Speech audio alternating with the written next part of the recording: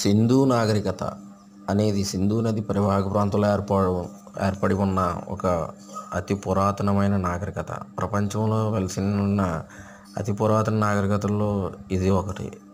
ఇది సింధు నది పరివాహక ప్రాంతాలలో ఏర్పడి ఉంది.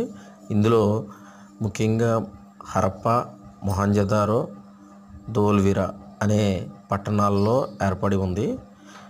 ఇది సింధు నదికి వచ్చిన వరదల వల్ల అంతమైనట్టుగా అనుకుంటారు చాలామంది.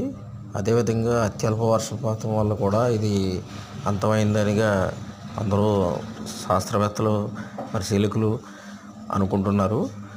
ఇందులో ఇది ఒక పట్టణ నాగరికత. ఇందులో ముఖ్యంగా భూగర్భ డ్రైనేజీ వ్యవస్థ అనేది అద్భుతంగా ఏర్పాటు చేసుకున్నారు. వీరి జీవనశైలి చాలా అధునాతనంగా ఉంటుంది.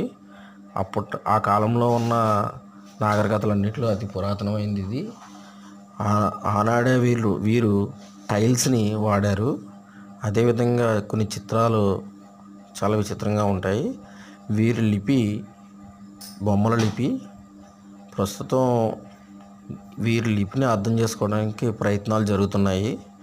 ఇందులో వీరికి సంబంధించిన కొన్ని అవశేషాలు ఇప్పుడు ప్రస్తుతం బయటపడ్డాయి.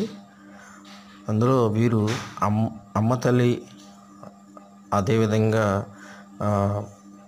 శివుణ్ణి ఆరాధించినట్టుగా చెప్తున్నారు పరిశీలకులు.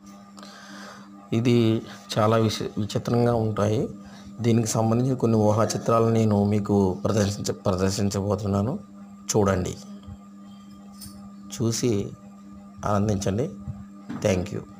ధన్యవాదాలు.